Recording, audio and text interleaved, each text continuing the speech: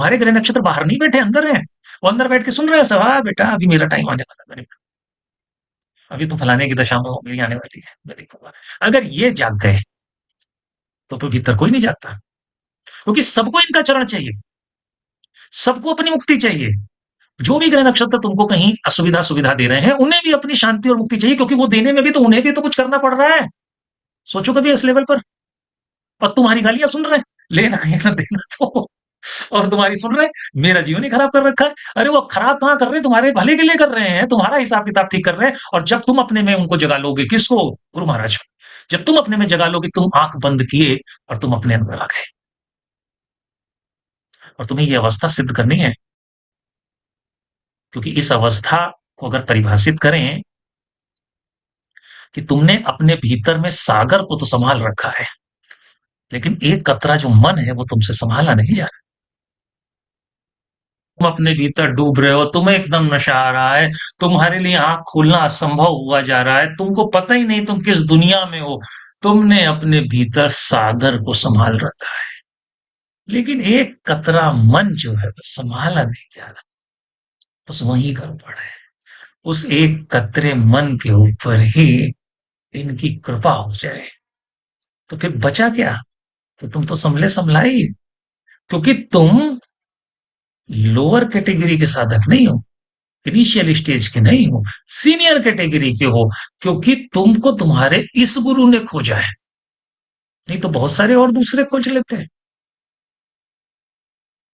इनने खोजा है। इन्होंने क्यों खोजा है? यानी तुम सबके बैरियर पार करा है, तुम सब लेवल का स्वाद चखाए हो। कैसा मजा नहीं आया जो बात तुम्हारे चरणों में, कहना वो कह रहे हैं मुझे भी पता है बेटा, मुझे भी पता है। इसीलिए मैं बहुत सारी युक्तियाँ बतवा देता हूँ तुमको कि पैरों पे मेरे फूल चढ़ा दिया करो, तो कभी कुछ और कर लिया करो, मेरा मंत्र ऐसे लिख लिया करो, मेरे मंत्र को कभी-कभी साँस पे भी चला लिया करो, अपने पीछे वाले मस्तिष्क में मेरा मंत्र चलाया करो, पीछे चलाया करो और मैं तुम्हारे मंत्र को देखता रहूँ, ऐसी तुम कामना कर लिया करो, ऐसी धारणा बना लिया करो। ये सब युक्तियाँ वो तुम्हें दे रहे हैं। इसलिए नहीं दे रहे हैं कि उसका कोई यूज़ नहीं है।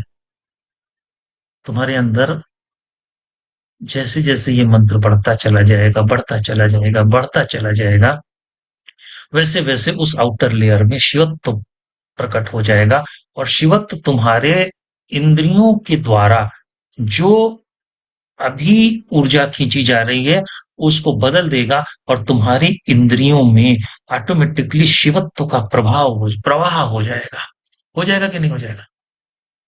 लेयर जब शिव की आ जाएगी और इंद्रियां जब एब्जॉर्वेशन करेंगी तो शिवत्व प्रधान हो जाएंगी। तो तुम्हारी इंद्रियों में जो शक्ति की बात कही जा रही है कि तुम्हें अपनी इंद्रियों में जो इंद्रियों को ऑपरेट करने वाली पावर है, उसकी पावर को बढ़ाना है। तो उसकी पावर को बढ़ाने के लिए तुम्हें तीन पावर्स वहां चाहिए। शिव भी चाहिए, माँ भी चाहिए, गुरु भी चाहिए। तब जब ये इंद्रियों के पास वह शक्ति पहुंचना शुरू करेगी, तब ये इंद्रियां संसार के प्रति जो पहले मैंने कहा वैसा ऑब्जर्वेशन अपने आप छोड़ देंगी, शंका छूट जाएगी और भरोसा पैदा हो जाएगा। किस पर? अपने गुरु पर। यही मेरा मालिक है, कोई हो या ना हो ये तो है। समझ में आ रहा कि वो जो कंफ्यूजन का दायरा है जो सारी दुनिया के पास है, तुम्हारे पास से मिट जाएगा। तब एक और तुम परिवर्तन देख पाओगे कि जिस उम्र पर तुम हो, उसी उम्र का जो दूसरा तुम्हारा दोस्त है, उसकी बातें तुम्हारे मत्थे नहीं चढ़ेंगी। तुम्हें लगेगा इसकी इस बातों में सिर्फ मूर्खता नजर आती, इसको कुछ भी समझा लो समझ नहीं आता। तब तुम्हें समझ में आएगा कि तुम उस उम्र पर क्या हो और तुम्हारा दोस्त उसी उम्र पर क्या है। तब तुम्हें समझ में आएगा कि मुझ में और मेरे दोस्त में, जिसकी उम्र एक ही है, कुछ दिन या कुछ महीने या सेम ईयर की हमारी बर्थ है, और दोनों में कितनी बड़ी दूरी है जो मिटने वाली नहीं है, कि तुमको तुम्हारी उम्र के लोगों के बीच में समझ में आ रहा है। तुम्हें भीड़ में बैठकर कुछ बताने में रुचि नहीं होगी, क्योंकि तुम सन्नाटे में होगे, क्या बताएं, और बाकी सबको अपना अपना बताने में। तुम्हें किसी पार्टी में जाने की रुचि नहीं होगी, उन्हें सब जगह जाने की रुचि है। और ये भी हमारी मेच्योरिटी का ही पार्ट है। सही है। तो मंत्र पर आते हैं।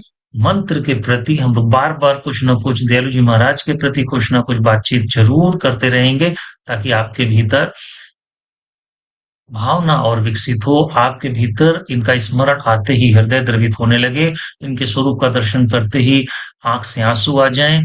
और वो आंसू ऐसे नहीं कि जो दुख और सुख के आते हैं, नहीं, करुणा और कृपा और कृतज्ञता के आंसू होने चाहिए। सभी को पता होंगे ये आंसू कभी आते हैं, है ना? ये आंसू होने चाहिए।